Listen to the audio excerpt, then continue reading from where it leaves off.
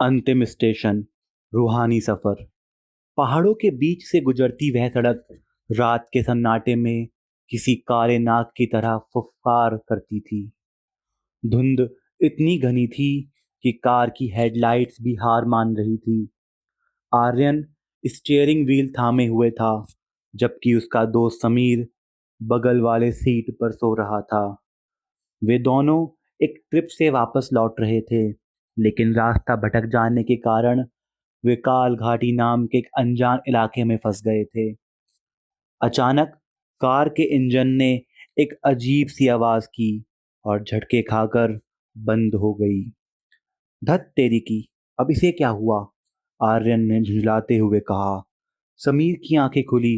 क्या हुआ आर्यन? गाड़ी क्यों रोक दी? रुकी नहीं, रुक गई। इंजन शायद गर्म हो गया है, आर्यन ने जवाब दिया। खामोश मुसाफिर आया। बाहर का तापमान तेजी से गिर रहा था। चारों ओर ऊंचे ऊंचे चीड़ के पेड़ ऐसे लग रहे थे जैसे कोई काले साए हाथ फैलाए खड़े हों। तभी दूर से एक धीमी सी रोशनी दिखाई दी। समीर देख, वह शायद कोई ढाबा या घर है। चल मदद मांगते हैं, आर्यन ने इशारा किया। वे दोनों गाड़ी से उतरे। जैसे ही वे उस रोशनी की ओर बढ़े, उन्हें एक पुराना रेलवे स्टेशन मिला। स्टेशन का नाम मिट चुका था। बस एक तख्ती लटक रही थी जो हवा के झोंकों से चर्र चर्र कर रही थी। वहां एक बूढ़ा आदमी लालटेन लिए खड़ा था। काका, हमारी गाड़ी खराब हो गई है। क्या यहाँ कोई आसपास कोई मैकेनिक मिलेगा? आर्यन ने पूछा। बूढ़े ने धीरे से अपना सिर उठाया।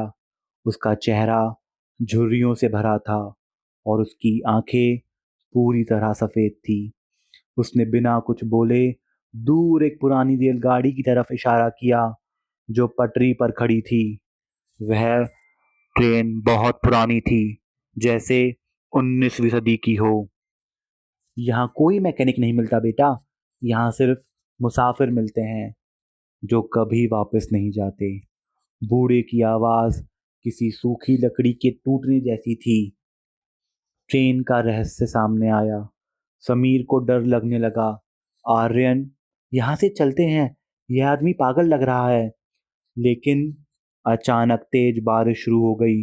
बचने का कोई और रास्ता ना देख वे दोनों उस खड़ी हुई ट्रेन के एक डिब्बे में चढ़ गए।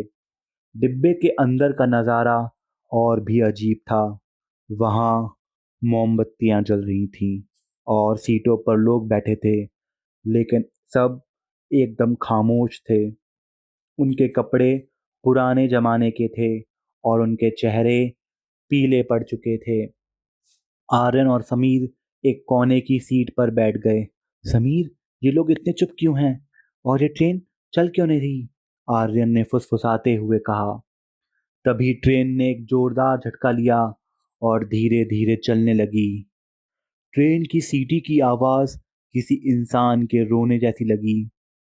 जैसे जैसे ट्रेन की रफ्तार बढ़ी, डिब्बे का अंदर का नज़ारा बदलने लगा। जो लोग सीटों पर बैठे थे वे धीरे धीरे धुंधल होने लगे। आर्यन ने गौर किया कि उसके बगल में एक आदमी बैठा अचानक गायब हो गया। समीर देख, वो आदमी कहाँ गया? समीर का चेहरा सफेद पड़ चुका था। उसने खिड़की की तरफ इशारा किया। बाहर जंगल या पहाड़ नहीं थे, बल्कि एक अनंत अंधेरा था जिसमें हजारों रूहें तैर रही थी। अचानक डिब्बे का दरवाजा खुला। वही बूढ़ा आदमी जो स्टेशन पर था अब ट्रेन का टीटी बनकर अंदर आया। उसके हाथ में एक काला रजिस्टर था। टिकट, अपनी रूह की टिकट दिखाओ, उसने गुजरते हुए कहा। जब वह आर्यन के पास पहुंचा तो उसने आर्यन का हाथ पकड़ लिया। बूढ़े का हाथ बर्फ से भी ज्यादा ठंडा था। आर्यन, तुम्हारा वक्त आ गया है। तुमने 3 साल पहले उस एक्सीडेंट में जिस मासूम को सड़क पर तड़पता हुआ छोड़ दिया था, वह आज तुम्हें बुलाने आया है। आर्यन के पैरों तले जमीन खिसक गई। वह हादसा उसने कभी किसी को नहीं बताया था। उस रात उसकी कार से एक लड़के की मौत हुई थी और वो डर के मारे भाग गया था। नहीं, ये सच नहीं है, आर्यन चिल्लाया। तभी ट्रेन के फर्श में काले हाथ निकलते लगे और आर्यन के पैरों को जकड़ने लगे। समीर उसे बचाने की कोशिश कर रहा था, लेकिन समीर का हाथ आर्यन के शरीर के आर पार निकल गया। आर्यन, तुम देख नहीं रहे हो? मैं समीर नहीं हूँ। समीर की आवाज बदलने लगी। आर्यन ने देखा कि समीर का चेहरा पिघल रहा था। वह वही लड़का था जिसकी मौत आर्यन की कार से हुई थी। मैं तो तुम्हारे साथ उसी दिन से हूँ आर्यन, बस तुम मुझे देख नहीं पा रहे थे। समीर ने अपनी जलती हुई आंखों से उसे देखते हुए कहा। ट्रेन अब एक गहरी खाई की ओर बढ़ रही है, जहां से आग की लपटें निकल रही थी। आर्यन ने भागने की कोशिश की, लेकिन ट्रेन के दरवाजे गायब हो चुके थे। दीवारें खून उगल रही थी और उन पर लिखा था, कर्मों का फल। जैसे ही ट्रेन खाई में गिरने वाली थी, आर्यन की नींद खुल गई। वह अपनी कार की स्टीयरिंग पर सिर रखे हुए था। बाहर सूरज की पहली किरण निकल रही थी। शायद शायद वह एक बुरा सपना था। उसने राहत की सांस ली और पसीना पहुंचा।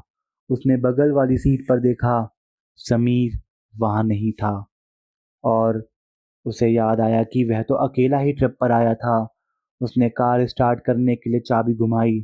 तभी उसकी नज़र डैशबोर्ड पर पड़ी। वहां एक पुराना पीला पड़ चुका रेलवे स्टेशन दिख रहा था। उस पर लिखा था, अंतिम स्टेशन नर्क, यात्री आर्यन। और पीछे वाले शीशे में उसने देखा, वही आदमी पीछे वाली सीट पर बैठा उसे देखकर मुस्कुरा रहा था।